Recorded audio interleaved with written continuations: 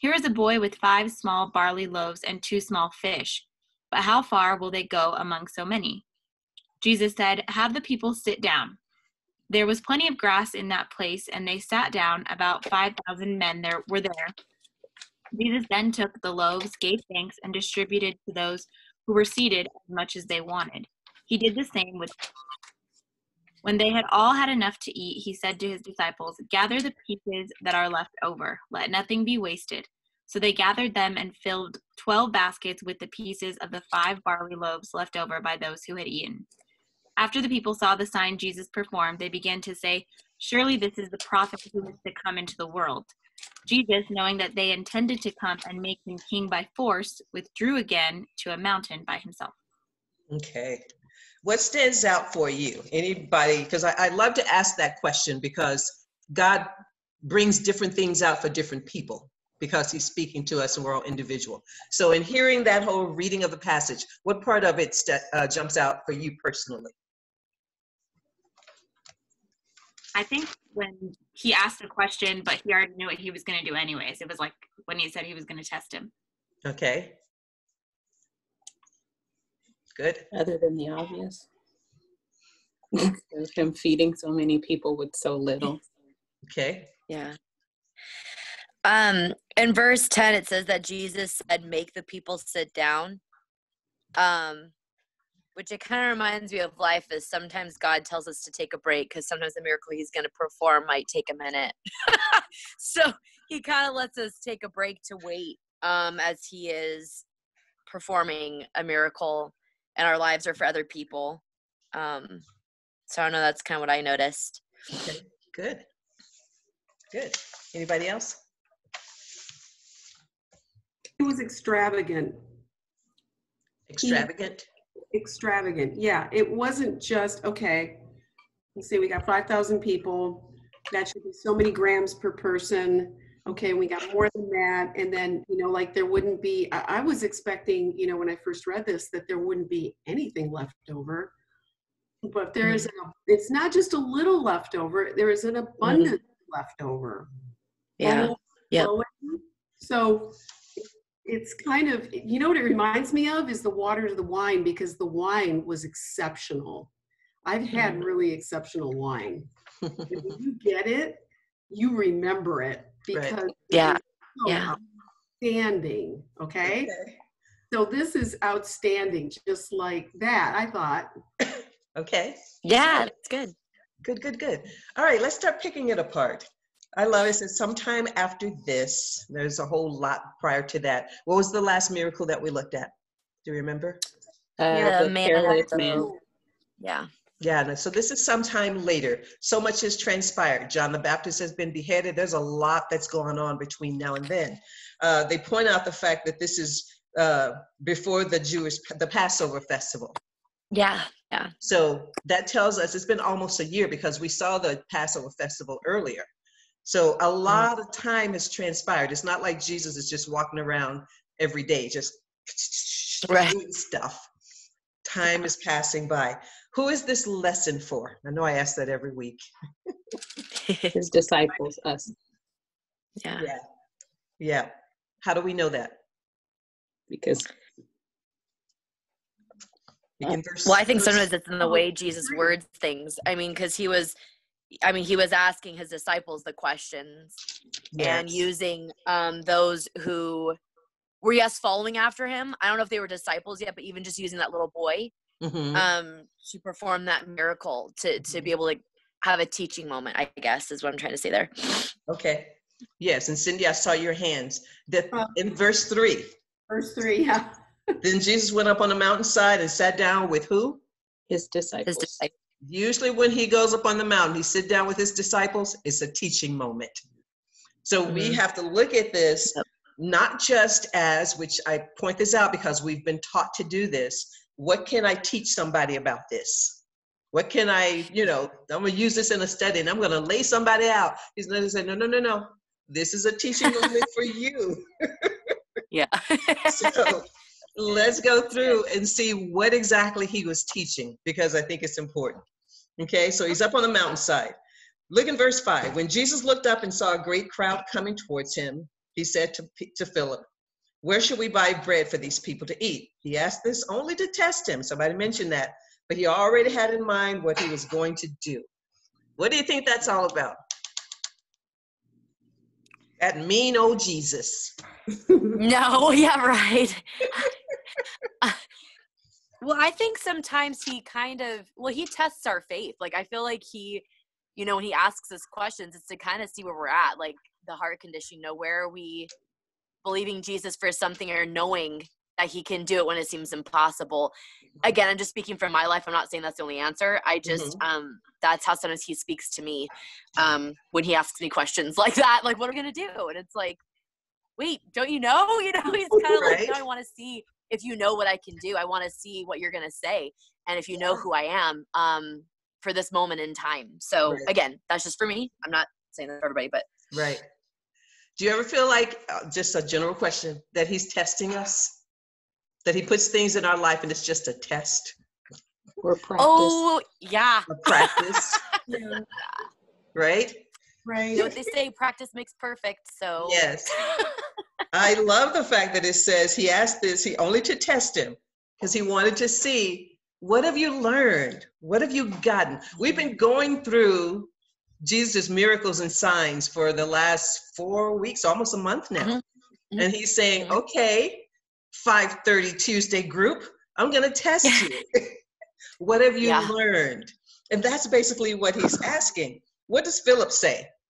How does Philip answer his test? He went right to the money problem.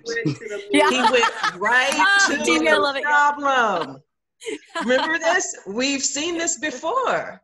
We've seen it before with the paralytic when he says, do you want to get well? What did he do? Well, I tried. Right? Yeah. We're looking at Philip. Says Philip answered him, it would take more than half a year's wages to buy. He begins to go on and on about what the problems, the obstacles are. What do you know about Philip? Do we know? The Bible doesn't say a whole lot about him, but it does give us some clue into his character. Anybody know who Philip is? Jesus saw him under the fig tree initially and said, oh, here is a true Israelite. There's nothing false in him. Yes. So he knew his integrity. He knew his integrity. He was also the keeper of the money. He was the analytical man. There you go. Yeah, I was going to say, he sounds very logical. He was the analytical man. So you look at his response matches his character. Jesus asked the question and he immediately starts to calculate, because that's how he solves problems. Go engineers. Right? Right? Oh, man. Wait a minute. If I do the math. Now look who steps up to answer next. What's the next one? Verse 8. Another of his disciples, Andrew, Simon Peter's brother, spoke up. Here's a boy with 5 small barley loaves and 2 small fish. But how far would that go among so many? What do we see in Andrew? Skepticism. Skepticism. Yeah. Like he forgot all the other things that he had seen Jesus do. Like, you just literally watched him turn water into wine, heal a man, the other things. And he's still, to me, questioning instead of just sitting back and going, I'm just going to wait and see, Yeah. Do we know anything about Andrew's character? Again, he's one of those disciples. You don't hear a whole lot about him, but they're little clues. He was the one, he's the action man. When he said, oh, this is the Messiah, he immediately ran and got his brother. He's the first one to bring someone else to Christ. Oh, yeah. Andrew is the one, I get it, now I'm going to take action, which is exactly what he did. He heard the question. Analytical Philip started to calculate, oh, that ain't going to work. And then you have action man Andrew thinking, well, what can we do? Oh, here's a little boy. And he's like, he immediately takes action. Oh, yeah. I kind of like that. You're seeing that our character responses is how we tend to go through the test. What would your character be? God puts you, if he asks you a question or he puts you through a test or practice, what's your character reaction? Well, it's unfortunately, I hate to sound so cliche, it usually depends. I'm not super consistent sometimes on, like if I've really learned a lesson where it takes time, I think if it's something that I've been seeking him on a long time and it still feels like it's taking more time, I tend to get irritated. So that would be my go-to. I get irritated. So emotional, let's just say emotional, I guess, for lack of a better term. Okay. What about the rest of you? It's important to know, how do I respond, just my gut reaction, when God puts me in a test? I think I get anxiety pretty quickly in most things that really matter to me. So I would say anxiety is my first reaction. Okay. And then it's like, okay, let me think through everything. But in the same time, being rash about it, like not a real think through sometimes. Right. I would say, like, from my family's perspective, we are very rash people. We make decisions quick. Like sometimes in our marriage, I'm like, Reggie, I need you to give me an answer. Like, it's yes or no. We can plan this tomorrow. He's like, I got to think about it. I'm like, what's there to think about? Like, we can make decisions now. So I think I'm more of like it's easy to think through things. And then I think what Reggie showed me through God is just like, not all things have to be made so quickly. We can slow down a bit. Right. Okay, good. Yeah, like Gianna just said, our family makes just like, oh my gosh, we make decisions really fast. So my immediate response to any problem is freak out and figure out how to solve this. Like, oh my gosh, like coffee spilled. Okay, throw paper towels down, do something, get it fixed. And then it's like, oh wow, that wasn't a big problem in the first place. Why couldn't I just be calm and think through it while it was happening? Good. Yeah. I'm his short bus kid, so I have to first realize that something is happening, and that's the God honest truth. I'm very slow to process stuff, so I have to first realize, and then once I realize, I get anxious and freak out. But then I think I'm pretty calm about it once I realize that he's okay. I remember this. I stopped praying for help in this. I don't know why he keep doing it, but I remember this, kind of stuff. Okay. Yeah. Sorry to anybody that rides a short bus. I wasn't trying to be offensive or anything. Just saying. It's all good. All right. Yeah, we all have a default response mechanism. I'm gonna fix it. I'm just gonna go into fix it. Shut up, Tavy. I go into fix it mode. I may not fix it well, and I may not fix it right, but I immediately go into fix it mode, and then I calm down and I settle in. But my natural response, my default, is to try to fix it. So I want us to look at it because we're always being presented with tests by God, because he's trying to see, what have you learned? And then I want us to be able to identify, did I just immediately go to my default setting? If I did, let me pull it back. Because they both actually came to the same conclusion. You had Philip, who analyzed everything and realized, oh, we don't have enough. And then we have Andrew, who went to fix things, Mr. Action, came up with the kid who just had this and this, and he came up with the fact that we don't have enough. So they came to the same conclusion, but it was after they had gone through a different response to it. How does the response affect us? When you go into anxiety mode, G, how does that affect you, like physically or whatever, in the midst of your test? Well, I go into first shock because when I find out that I'm in the hot water, it's like, me? Oh. And then I start to analyze it and lose sleep and doubt that I'm going to be able to fix it. And then God brings peace upon me and says, all you got to do is just lean on me. And then even after I've gone through all of those trials and tribulations and made myself sick, then it's all fixed. Yes, we make ourselves sick. Yes. You know what I mean? You go through all these twists and turns, and then all of a sudden you're like, oh my God, I feel horrible. It's because I went to my default. Yes. You know?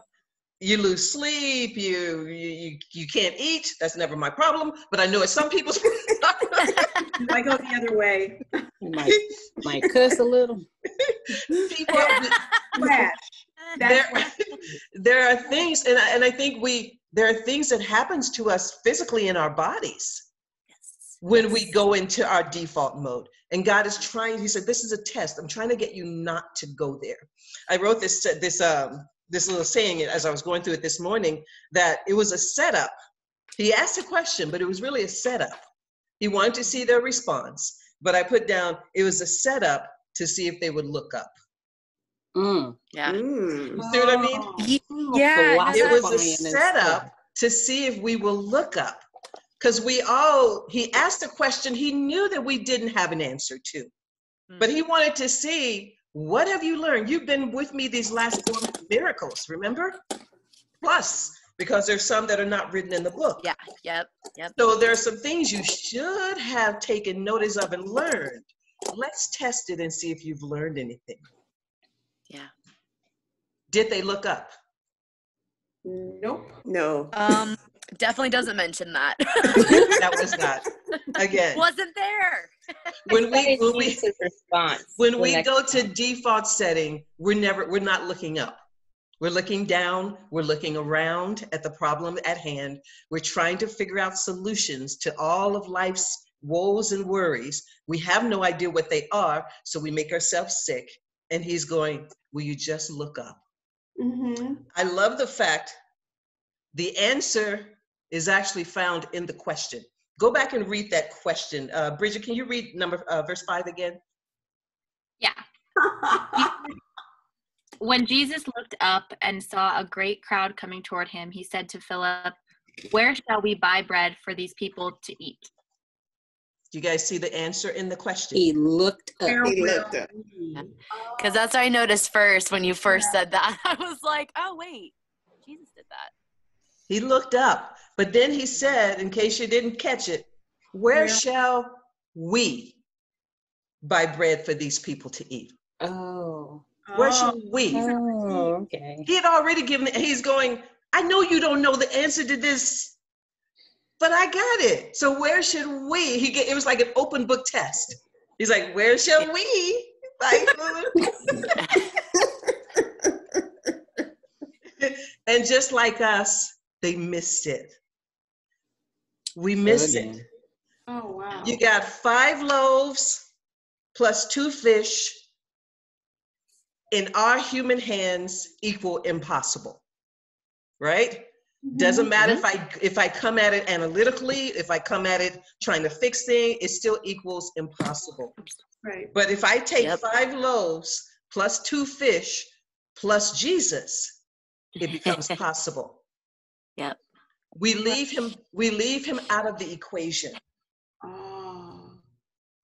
We know he should be there. We keep him around us, but we don't plug him in. Mm.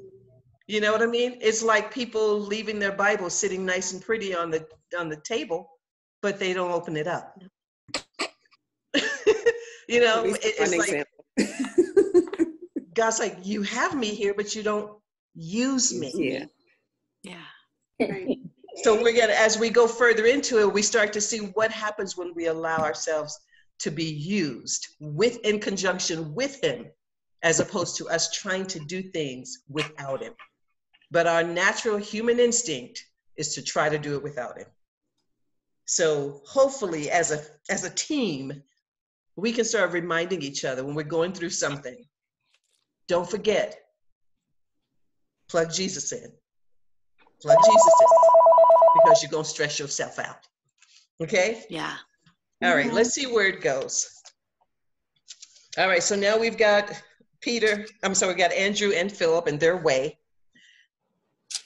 In verse 10, if I can, Bridget, I'm sorry, you're just going to be my reader today, okay? Can you read, let's see. Yeah, just 10 and 11 for now. Okay. Jesus said, "Have the people sit down." There was plenty of grass in that place, and they sat down. About 5,000 men were there. Jesus then took the loaves, gave thanks, and distributed to those who were seated as much as they wanted. He did the same with the fish. Okay, so now all we're going to do is look at the how. How do I plug Jesus in? I know what I naturally do instinctively. How do I not do that? Now, what's interesting about this is I found that this is the only miracle that is listed in all 5 Gospels. Mm-hmm. We see some of the others in some, but not all of them. This is the only one that all 5 of them said, oh, this is a big deal. Why do you think this one was so big or dramatic in comparison, I guess? I don't know if that's the right word. The quantity, the sheer amount of people. The sheer amount of people. Mm-hmm. All the miracles that Jesus had done usually have been in a really relatively small setting, you know, and then whomever that affected, they went out and they told their friends, or they told. So it affected people, but not this kind of people. Mm-hmm. So remember, we're talking probably about 15, and that's easy, to 20,000 people in a very, very small region. What's happened now is it's not just one person has been touched by Jesus and they're telling people, but you've got 20,000+ people. So this one is a big deal. Mm-hmm. I want us to look at though how he did it, but what I want to do, if it's okay, I want to look at Luke's version because he uses some terms. He's our doctor, so he gives us more details. So look in Luke 9. What verse?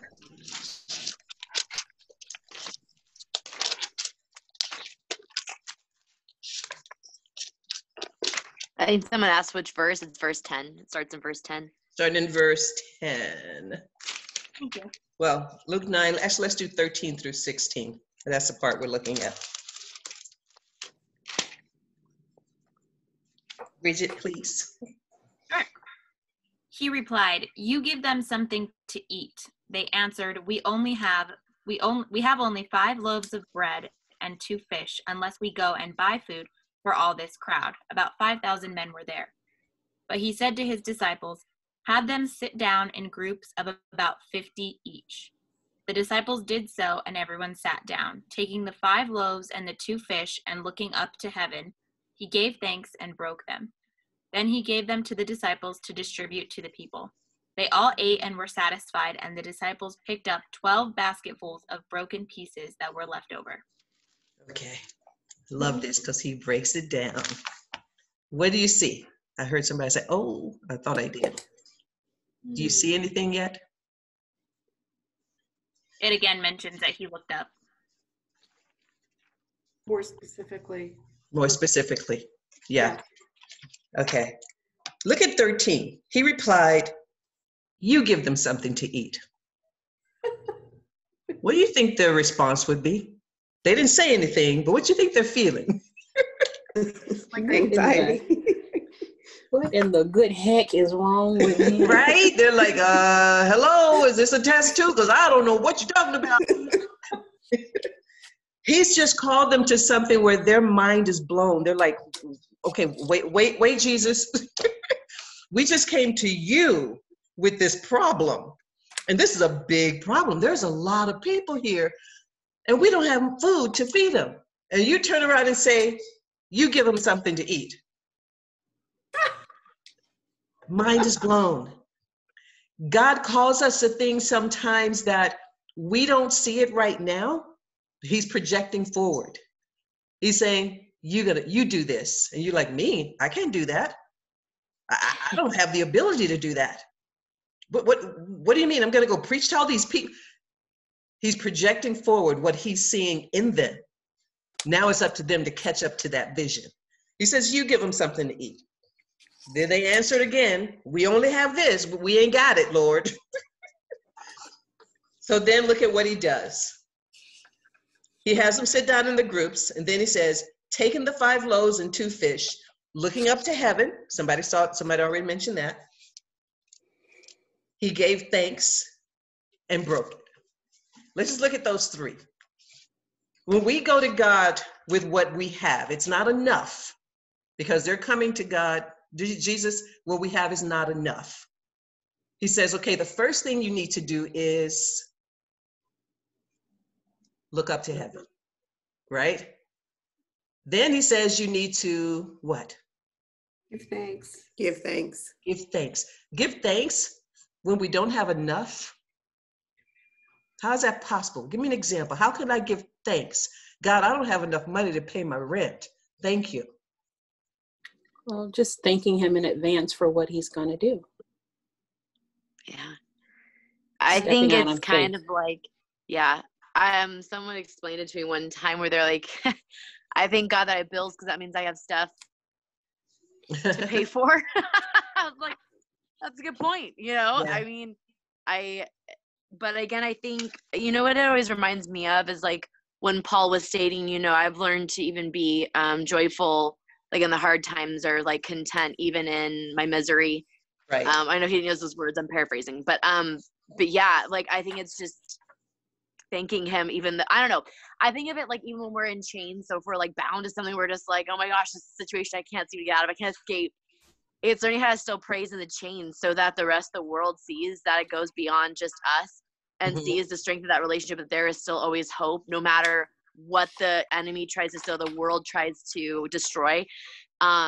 Nope, there's always a solution, and it may be based off of faith, something that seems absolutely impossible, or yeah, it could be a logical explanation of something he's equipped us in, or a relationship of someone we know, to bring God glory. So I don't know, that's what it means to me.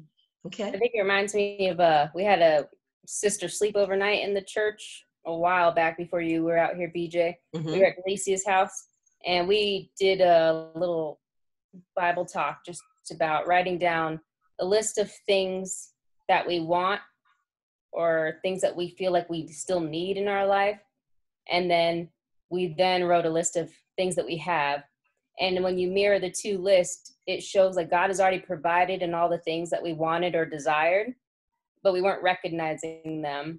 Right. And so just giving thanks for the things, like he has already filled those areas. We just desire maybe more or whatever. It wasn't the way that we thought. So like, you know, if I desired not having a father growing up, but I desired having a father in my life, I've been given men in my life multiple times over that have fulfilled that role, but I still wanted that biological person for whatever reason. It had already been filled. I just wasn't paying attention. Right. And so being grateful for what I do have right now, because it's most likely already been filled, what hole I think I have. Yes. Good. Yeah, we have a tendency to put God in a box.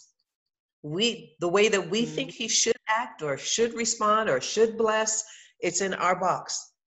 And oftentimes he doesn't show up in that box. So he's saying, are you willing to bring it to me, look up, be thankful for what you have, as opposed to complain about what you don't have?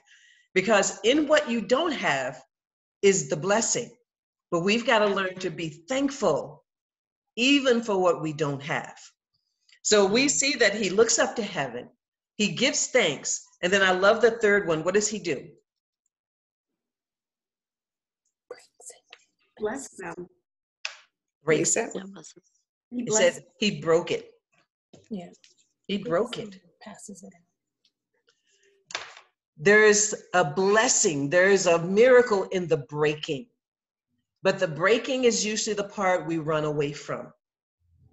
If I'm going to come to you, God, with my life, and I know my life is not enough, I'm a mess, but I'm coming to you with my life. Thank you for life that you've given me, but I know it's not enough. I know I'm not living the way you want me to live. He says, give it to me. I'll take what you have. I'm going to bless it, but I'm going to break it. It's in that breaking that we go, wait a minute. I don't want that. Don't do that breaking part. Yeah. The breaking part hurts. But if you imagine the way that it reads, he looks up to heaven. If you got all these thousands and thousands of people watching him, he looks up to heaven. He raises up this piece of bread or whatever he's holding in his hand. So when he lifted it up, it was simply those 2 loaves of fish I always get it wrong. Oh, the bread and the fish, that's all it was. When he lifted it up, it was whatever they gave him. When he broke it is when it multiplied. Are we fighting against the breaking in our lives? I know I gave the example to my women a while back about the little kid at my school. You know, he's got the broken car toy that he's playing with. Yeah, yes. And I'm saying, I can fix it. But he was hesitant to give me the toy because he was so afraid that if he gave me the toy, he was going to end up with nothing. So I could see him wrestling with it. It's like hands behind his back. I'm like, just give it to me. I promise you I'm going to give it back. And I could see him going, really? It's like he kind of reached it out, and then he put it back behind his back. He just was unsure. When he finally gave me the toy, I could fix it. And then it's like new. But that's how we are with God. We're afraid that in that breaking, we're not going to come back. We're not going to heal from it. So instead, we rather hold on to the broken self and learn to live with that instead of handing it over to him, allowing him to bless it and to break it and to multiply it into what he wants it to be. So personal question, what is it that God's trying to break in you that you're holding on to, that you're reluctant to give over to him? I don't have anything right now, but I can share something that I would hold on to, and how he broke me. I grew up in a really weird. My childhood was very weird. It was strange. It was not good. And I grew up in Pasadena, and there are Black people in Pasadena, but I grew up in Pasadena. I grew up just in a very strange environment. And so as I got older and I left Pasadena, anytime I would think of it, it would just, it wasn't good. I didn't have any good memories of the place. And I remember after I left California and I was gone for about 10 years, I wanted to come back and kind of just show my daughter where I had grown up or whatever. And I remember getting off the freeway, and then just this feeling of dread came over me. Like I was just, because then all the memories came like just rushing back. They were just real and they were vivid and they scared me, and I couldn't stay. Like I was getting physically ill, because I was just holding on to this. And Ryan knew some of my childhood, but she didn't know all of it. And I thought I had moved past it, but I obviously had not, right? So then I left Pasadena, never to go back. Anytime somebody said the word, I caught an attitude, and I was just very clear, I don't like that place, I don't want to go, fast forward, about 3 or 4 years, and I was just laying in bed one day, and still, just still dealing with stuff. But I was laying in bed one day, and I'll never forget, the Holy Spirit said to me, just as clear as day, you just need to tell somebody. You just need to share it with somebody. You need somebody to go with you, and you need to just purge all of this stuff. And I was like, what? No, I don't want to do that, And I wrestled with that for weeks. And he would wake me up every morning with that. You need to tell somebody, your shame is what keeps you right here. But if you tell somebody, then, see what happens if you just tell. Because like BJ said, I was just afraid that, people would judge me, or, not like me, or that my background or my past was just so weird that I wasn't lovable. I was just afraid of all of that stuff. Well, I listened, and I got a good friend to go with me, and I just took her from house to house, except one that I was still really afraid of. We couldn't go to that house, but I was able to go to the other houses and just share my story and just tell her everything that happened in every house, the good, the bad, the this, right? So we sat down and had lunch. She was patient. She was never judgy. She didn't, she would always every once in a while ask, how are you doing? And when she would ask, I didn't know because I was still processing. I'm a slow processor. But a few days or a few weeks later, I realized that I didn't have that dread. I actually wanted to go back to Pasadena because in the midst of throwing up all the bad stuff, the good stuff had started rushing back. I remember being 8 years old and working on the floats in Pasadena. I did that, being up till all hours of the night working on the floats. I remember the horses that my parents raised and we took care of. Like all the good stuff came back, and a little bit of the bad was still there, but it didn't hold me captive like it did before. And now it's where I want to go. When my family says, where do you want to go? The first place I say is Pasadena, because the memories are good. I have, stuff on my wall that just reminds me of that, because I was able to allow God to break me and get me to the other side. And it wasn't as scary, and then he also helped me to see that if someone's going to judge you about that, that's them and not you. That says more about their character than it does who you are. But it's time for you to move forward. So I don't have anything recent because I think that was one of my biggest things.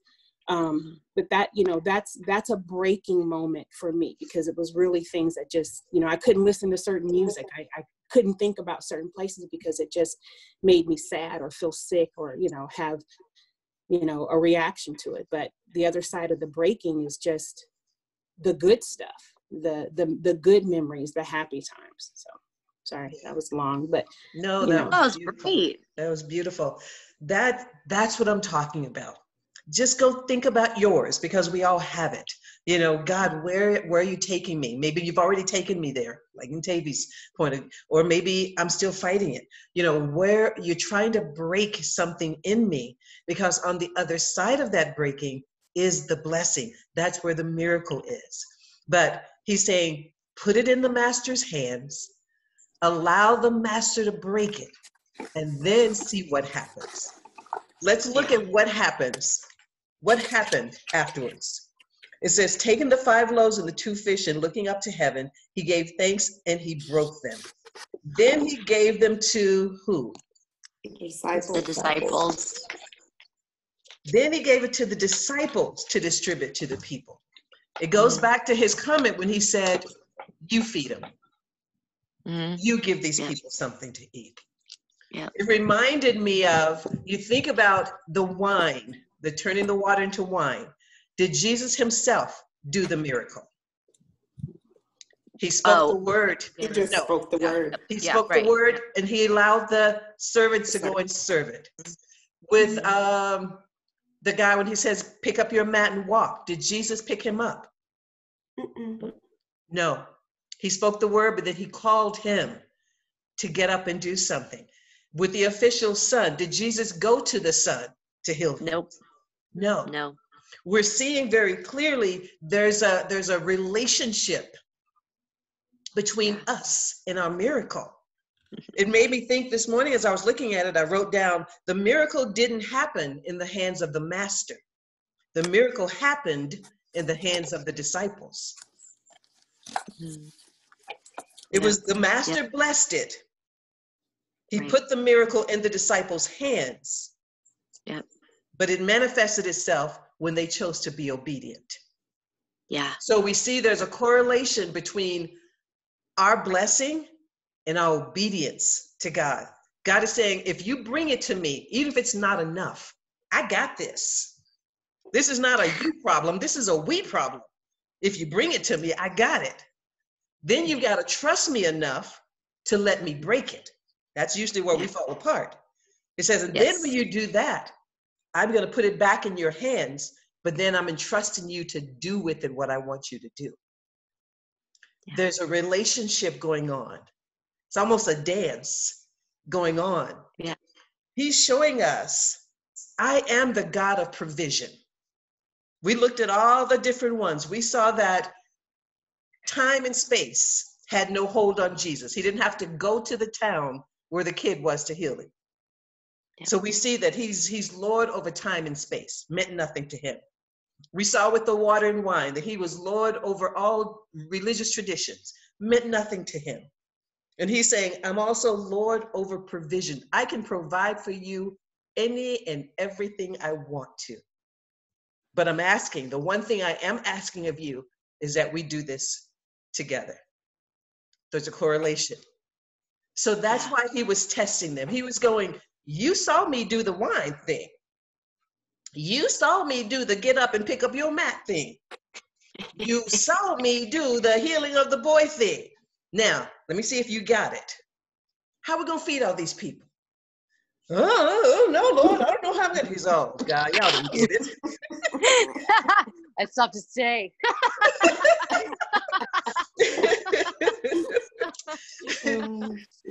The whole purpose of the miracles and the signs. Remember when we first started, that it says the purpose of the miracles and signs were so that we would believe in him and live in him, right? So he's still trying to get us to see, guys, I'm going to show you again who I am, okay? This is so you will believe in me. So the next time something comes up, you need to not panic because you know who I am. He's trying to make a point. And I love that he leaves us a little exclamation. I call it an exclamation. It says afterwards in verse 17, they all ate and were satisfied. And the disciples picked up 12 baskets full of broken pieces that were left over. And somebody had mentioned before about the leftovers. Is God precise? Yes. He's precise.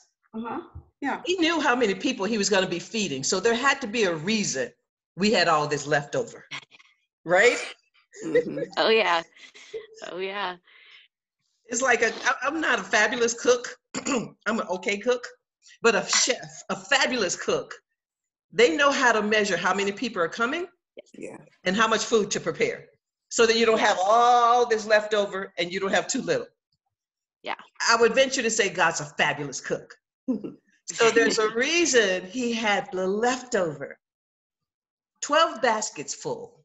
Why do you think that he would leave all this food behind?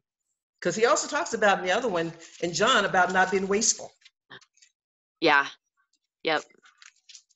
I think knowing that there's still more people to feed and having the 12 people continuing their work and like believing that they can still provide for other people. Like, here's a little bit and I'll go do a lot with it still. Yeah, that's good.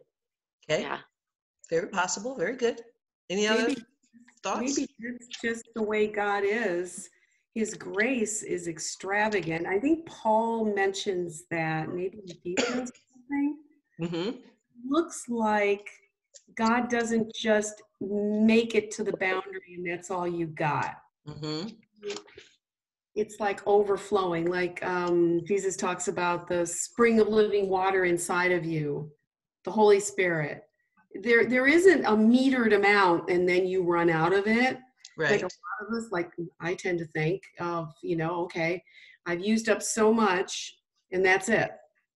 It doesn't seem to be that he's trying to tell us it's not like that. And he's not like that. Mm-hmm.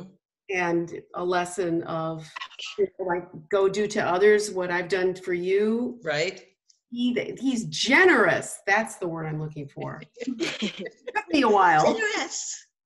Generous, like to a fault, generous. It's not stingy. Right. Yeah. Okay. Yeah, there's so many possibilities. This is what's known as this is the region of the 12 tribes. So people think, well, that's why there were 12. You look at, well, there were 12 disciples. Mm-hmm. I look at it and go, hey, he could have just been putting an exclamation on it. You know what? Yeah, I was all freaked out here. Let me give you something. Now, you got one to take home and you can take one. Here, take a doggy bag. So we don't really know. We don't really know, but it is there for a reason. And I think we're going to see it in the next miracle. The only two miracles that are back to back, we have this one, and then we go straight into Jesus walking on water. And there's a correlation between them. And I believe the whole point of those 12, the 12 basketfuls of leftovers, because they took that with them. was to remind them. They didn't pass the test, remember? Yeah. They didn't pass the test. They didn't remember. So he was like, okay, another test's going to come. So I'm going to give you a little reminder. Take this with you. So that when that test comes, you can look at these 12 baskets full, and that will help you to remember. We're going to see the next test. Okay, so next week, we're looking at Jesus walking on water, and I want us to see how they connect together. I thought it was fascinating. As I was going through it, I was like, mind blown. Oh, God, that's good. He wants us to pass the test. It's not like he's, you know, you do some teachers, they'll give you a test on purpose trying to flunk you. That's not what he's doing. He wants us to pass the test because he wants us to learn the lesson. And the lesson is, I want you to turn your me problem into a we problem. Yeah. Whatever you're going through. We know the scripture about, you know, he says, apart from me, you can do nothing. Right. We know that, but yet we keep trying to do things apart from him. So every one of these miracles we're seeing, he can do everything, but he's saying, I want to do it with you. Yeah.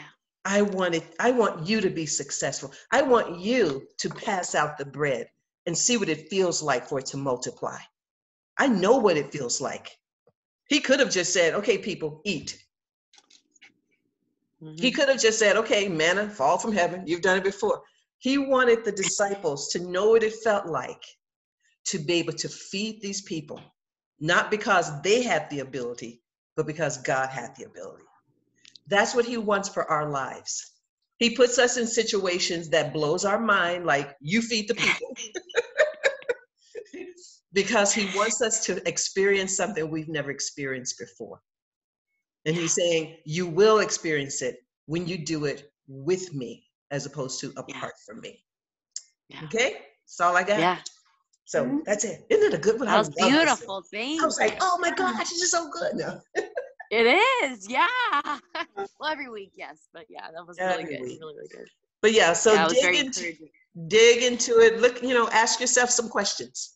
It's always about digging deep, asking yourself questions. God, where am I fighting the breaking? God, where is it that, you know, you're trying to take me that I'm trying to go by myself apart from you? Take the time to ask those questions and it'll help you grow, because the lesson was specifically for the disciples, which means this lesson is specifically for us. Okay? Love it. Like that. Any questions? If not, we'll pray out. Bella, I just saw a hand kind of do that. Yeah, I just wanted to add something. So in verse 17, it says they all ate and were satisfied. And then like towards the end of it, it says that there were still pieces left over. To me, like I kind of took that differently. I was like, oh, there's still parts. Well, yeah, I can think that God has satisfied me in every way, that I have everything that he has ever given to me. But that's not the case. There's still more left over if I just look in the baskets. There's still stuff there. Like, and when I'm like, oh, God can't do anything else for me. He's given me everything. I'm happy. Like, everything's great. No, there's still more. You're not so much more. Picture. Yes. Like, you have to look up or look, you know. Right. Yes, absolutely. Kind of what Cindy was saying, just the extravagance, the largeness, the hugeness of who he is. He's able to gift us beyond anything we can imagine. And therefore, there's so much left over. It reminded me of the study that we were doing with Bella earlier this week. She made a comment about a quote, and we were saying how this just follows along with what she mentioned. Oh, yeah. And do you want to mention the quote? I'll mess it up, I think. No, so I was literally just going through Instagram. And I saw this quote and it said, God without me is still God, but me without God is nothing. Right. So I was just like, oh wow, this really ties into it, because they're like, what am I gonna do with all these people? I can't do that. What? Not really, because without God I really can't do anything, but make it a we problem, me and God, or me, God, and whoever else. We can involve these people. Very good. That's good. I think too, what I got from these, just as we've been going, I think that the reason why the disciples are having a hard time every time they're tested is that we have a tendency to see these things and be in awe, but are we writing it on our heart? Like, God is doing all this physical stuff. He's doing all the physical stuff to show and prove but are we writing it on our heart? Are we, when he turned the water into wine, and quench the thirst of people, he not only quenched their physical thirst, but their spiritual thirst, and if we and when he was feeding the people with the bread, he not only fed their physical hunger, but the hunger in their heart for him, that he is the bread, and he is the food of life. And so I think that they struggle, and we struggle, is because we see all this stuff, but then when it's out of sight, it's out of mind. And so that when challenges come up, we revert back to our default setting, because we've forgotten exactly who God is, because we struggle to keep him on our heart. And that, to me, that's the point of all of this. This is all great that he does these physical things, but am I allowing him to change my heart with these things? Yeah. Absolutely. Real good. That's beautiful. Yeah, especially when you're stuck in the broken part of it. When you're stuck in broke mode, it's hard to see yourself out of that. I mean, you go into solitude and you stay in your prayer closet and you're asking God for help, and you're seeing all the others you feel like others are getting blessed, but you're still in a rut. Right. It's easy just to stay in that broken place until you finally open up to Christ for him to pull you out of it. Right. Yeah. It's a changing of our mindset. When we think of being broken, it's a painful place to sit in.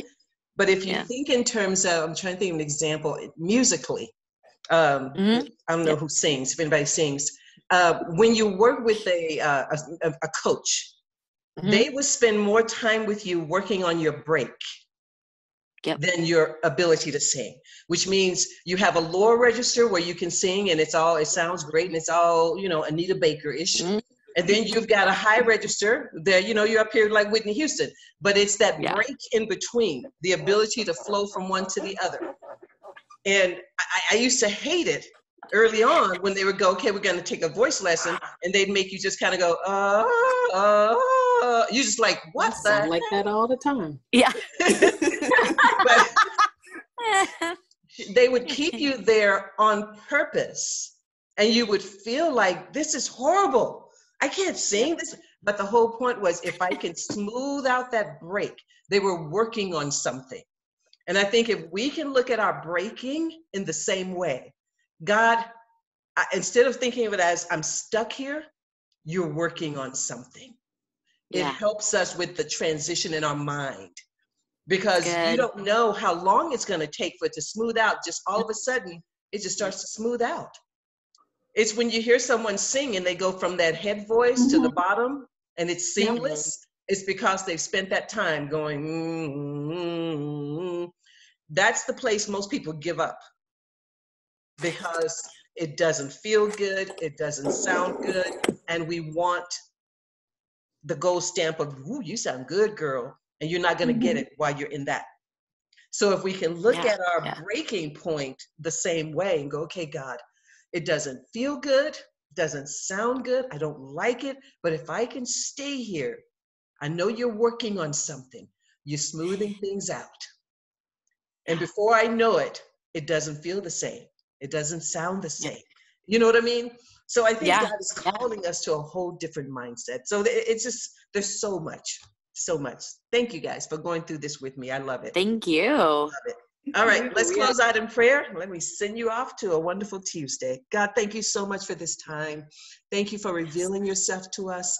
God, thank you that we have the desire to want to know who you are. We have the desire to want to see you clearly. Help us, God. Open up our eyes, open up our hearts. Help us, Father, to see what we need to see in ourselves. Help us to grow so that we can be the reflection of you that you've called us to be. Yes, Father, Lord. we love you. Please be with us. Be with us in this crazy world. In Jesus' name, I give great thanks and I pray. Amen. Amen. You guys are awesome. Thanks, ladies. It's so good to see all of you. Take care. All right, guys. See you next week. See ya. Bye. Bye. Bye.